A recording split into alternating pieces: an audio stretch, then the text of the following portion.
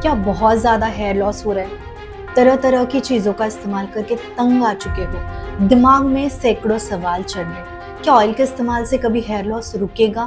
कोई शैम्पू इस्तेमाल कर लूँ जिससे हेयर लॉस रुकेगा? कुछ हेयर गमीज खा लूँ, कोई पार्लर प्रोसीजर कर लूँ जिससे हेयर लॉस रुकेगा? कभी भी जो बाल गए हैं वो रीग्रो होंगे? हाय सोनाली, ये हमारा रिलेटेड डिटेल वीडियो रहेगा जिसमें मैं आपके सारे सवालों का जवाब देने का ट्राई करूंगी। आपको जितना भी हेयर लॉस से रिलेटेड नॉलेज होना चाहिए वो देने का ट्राई करूंगी। हम पॉइंट वाइज जाएंगे।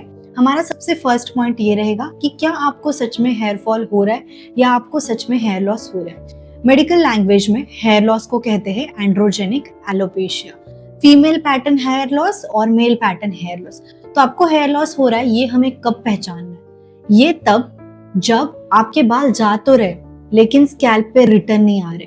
फीमेल्स में मिडल पार्टीशन वाइड होते जा रहे, मेल्स में आगे वाला जो हिस्सा है वो पीछे पीछे होता जा रहा है। ठीक है, क्योंकि दिन के 50 से 100 बाल हर किसी के जाते हैं। 5, 10, 15, 25 ये नंबर कम ज्यादा हो सकता है, लेकिन दिन के बाल जाना कंपलसरी है। इस पृथ्वी पर, इस दुनिया पे ऐसा कोई भी इंसान नहीं है जिसका हेयर लॉस नहीं होगा। ठीक है। दूसरा हमारा पॉइंट है causes of hair loss. Hair loss के बहुत सारे कॉजेज हैं। Mental stress, physical stress, nutritional deficiencies, PCOD, pregnancy, breastfeeding, menopause और भी तरह तरह के कॉजेज है हेयर लॉस के। कुछ भी बॉडी में बिगड़ गया, हेयर लॉस होगा। ठीक है। अब आता है हमारा थर्ड पॉइंट, और जो हर किसी के हेयर है वो एक पर्टिकुलर स्टेजेस में होती है, उनकी एक साइकिल होती है, वो मैं आपको समझा देती हूँ। एनार्जन, केटाजन, टिलोजन और एक्सोजन, ये चारों स्टेजेस में हमारे हेयर होते हैं। एनार्जन मतलब ग्रोथ फेज, इसमें बाल बढ़ेंगे। केटाजन मतलब ट्रांजिशन फेज, इसमें एक स्टेज से बाल दूसरे स्टेज में जाएगा। फिर आता है टिलोजन। टिलोजन मतलब रेस्टिंग फेज। उसके बाद जो है वो आता है एक्सोजन। एक्सोजन मतलब शेडिंग फेज, इसमें बाल झड़ेंगे। इन दोनों के बीच में और एक फिनोमेनन आता है जिसे हम कहते हैं टिलोजन अफ्लुआ। ठीक है, ये इससे रिलेटेड एक डिटेल वीडियो बनना चाहिए, वो मैं डेफिनेटली आने वाले वीडियोस में मैं बनाऊंगी टिलोजन एफ्लुअम पे डिटेल वीडियो। बट यहाँ पे मुझे आपको बेसिक और शॉर्ट्स में बताना है तो मैं आपको समझा देती हूँ। टिलोजन एफ्लुअम मतलब बॉडी को कुछ भी शॉक लगने की वजह से ट्रिमेंडस, मतलब कल तो हेयर लॉस नहीं हो रहा था, आज एकदम अचानक से फटाफट फटाफट हेयर लॉस चालू हो गया, तो ये होता है टिलोजन एफ्लुअम और इसे ट्रीट करना पड़ता है, इसलिए इसकी ट्रीटमेंट आपको जरूर लेनी चाहिए। अब हमें 3 चीजें पता चल गई है, हेयर फॉल हो रहा है कि नहीं, हेयर फॉल के कॉजेस और हेयर कौन से स्टेजेस में होते हैं। अब हम आगे बढ़ते हैं धीरे धीरे। अब आता है हमारा फोर्थ पॉइंट। फोर्थ पॉइंट में आते हैं ट्रीटमेंट्स पार्ट। तो क्या ऑयल के इस्तेमाल से कभी भी आपका हेयर फॉल रुकेगा? तो इसमें मेरा आंसर रहेगा नो। इस दुनिया में ऐसा कोई ऑयल नहीं है जिससे आपका हेयर फॉल रुकेगा। अगर कोई क्लेम कर रहा है तो वो रॉन्ग है। आपको बिल्कुल भी इन चीजों के पीछे आपके पैसे वेस्ट नहीं करने हैं। तो अब आपको ऑयल इस्तेमाल करना चाहिए या नहीं? डेफिनेटली अपना ट्रेडिशनल कोकोनट, रोजमेरी, ये सारे ऑयल आप इस्तेमाल कर सकते हो। क्यों? क्योंकि जब भी हम ऑयल को लेते हैं और फिंगर टिप से हमारे स्कैल्प पे अप्लाई करते हैं तो फिंगर टिप स्कैल्प को लगने की वजह से स्कैल्प में सर्कुलेशन बढ़ने के चांसेस होते हैं। और ऑयल के और भी बहुत सारे फंक्शंस हैं, जैसे कि स्ट्रेंथनिंग देना स्कैल्प को, बालों को स्ट्रॉन्ग करना। इसीलिए मैं चाहती हूँ आप ऑयल का इस्तेमाल जारी रखें। हफ्ते में 2 से 3 बार बालों को तेल लगाना जरूरी है। ठीक है, इसलिए आप प्लीज वो करिए। अब आता है हमारा फिफ्थ, क्या कोई एंटी हेयर फॉल शैम्पू आपको हेल्प करेगा? ये के लिए तो मेरा बिग नो रहेगा। जितने भी महंगे शैम्पूज आते हैं, जितने भी क्लेम करते हैं एंटी हेयर फॉल शैम्पू, नहीं करेंगे, बिल्कुल भी आपका हेयर फॉल रोकने का काम नहीं करेंगे, क्योंकि उनका काम ही नहीं है आपका हेयर फॉल रोकना। उनका काम सिंपल है, आपके स्कैल्प को क्लीन करना। ठीक है, इसलिए प्लीज यहाँ पे भी आप आपके पैसे वेस्ट ना करें। आपने कभी सोचा है हमारे मम्मी दादियों के बाल कितने अच्छे रहते थे? क्यों? क्योंकि उनका एक ही शैम्पू डिसाइडेड था। इसलिए जो भी मम्मी ने दिलाया हुआ शैम्पू है, जो भी बचपन से यूज कर रहे हो, उसी को जारी रखो, उसी को इस्तेमाल करो। उससे स्कैल्प बस क्लीन होना चाहिए और कंडीशनर को आपको लगाना है लेंथ पे, मेनली ये वाला जो पोर्शन है यहाँ पे बिल्कुल भी नहीं। ठीक है। अब आता है हमारा सिक्स्थ पॉइंट, क्या कोई पार्लर प्रोसीजर है जिससे हेयर लॉस रुकेगा? बोटॉक्स करा लूं, स्ट्रेटनिंग करा लूं, केराटिन करा लूं जिससे हेयर लॉस रुकेगा? Big no. यहाँ पे तो रेड फ्लैग है। अगर आपने बाल झड़ रहे इसलिए कोई भी पार्लर प्रोसीजर की, तो आपके बाल डबल झड़ सकते हैं, क्योंकि वो लोग जो भी हीट अप्लाई करते हैं, जो भी केमिकल अप्लाई करते हैं शाफ्ट पे करते हैं, उसकी वजह से बाल बहुत ज्यादा डैमेज होने के चांसेस होते हैं। बालों का जो नेचुरल बाउंस होता है वो सारा खत्म होने के चांसेस होते हैं। ठीक है, 1-1.5 साल आपको बहुत अच्छा टेम्पटिंग लगेगा, बट फिर भी आपको ये चीज बिल्कुल भी नहीं करनी है। एक बात सोच के देखो, दादी, नानी, मम्मी, इन सबके बाल 60, 65, 70, 75 तक अच्छे क्यों रहते थे? उनके टाइम पे ये पार्लर के चोचले थे ही नहीं और वो ये सारी चीजें करते ही नहीं थे। अब आता है हमारा नेक्स्ट पॉइंट, इसमें क्या कोई घरेलू तरीके हैं जिससे हेयर लॉस रुकेगा?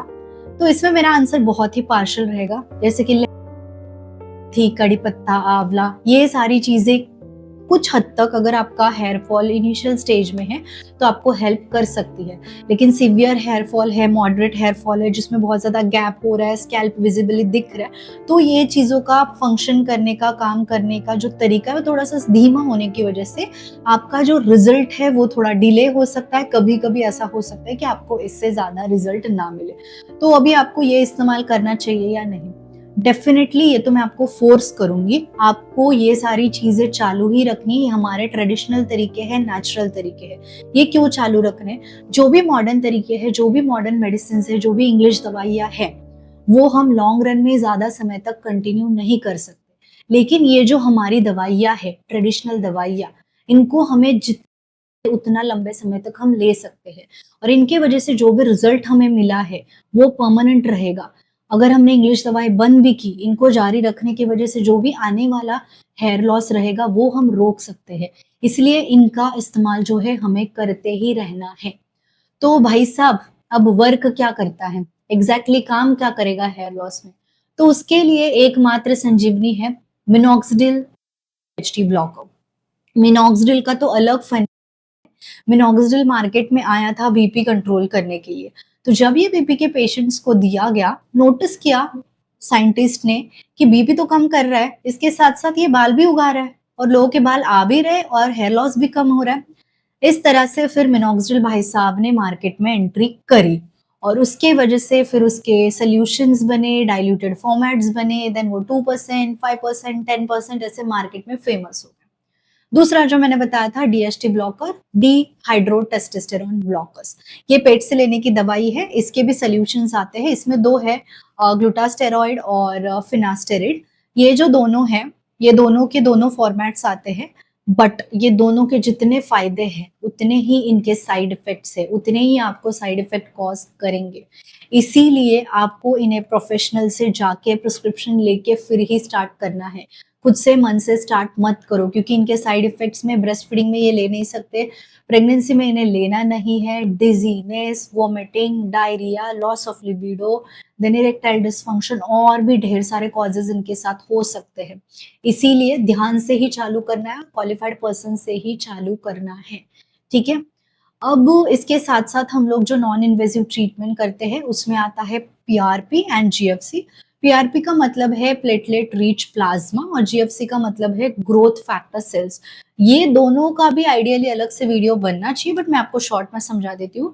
पीआरपी का कोई साइड इफेक्ट नहीं है, इसमें हम आपका ही ब्लड निकालते हैं, इसे सेंट्रीफ्यूज करते हैं एंड देन जो भी प्लेटलेट्स ऊपर आते हैं उसे एक निडल के हेल्प से यहाँ पे इन्फ्यूज करते हैं स्कैल्प में।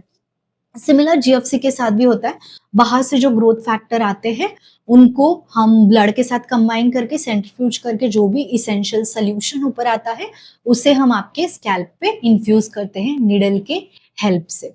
ठीक है, लेकिन एक इसमें मेरा आपको प्रो टिप रहेगा, दुनिया भर के ट्रीटमेंट करा लो, अगर आपकी लाइफस्टाइल अच्छी नहीं है, अगर आपकी लाइफस्टाइल हेल्दी नहीं है, तो जो भी रिजल्ट आपको मिला है वो परमानेंट नहीं रहेगा, आपको फिर से हेयर लॉस हो सकता है और इस बार जो हुआ है वो इरिवर्सिबल भी हो सकता है।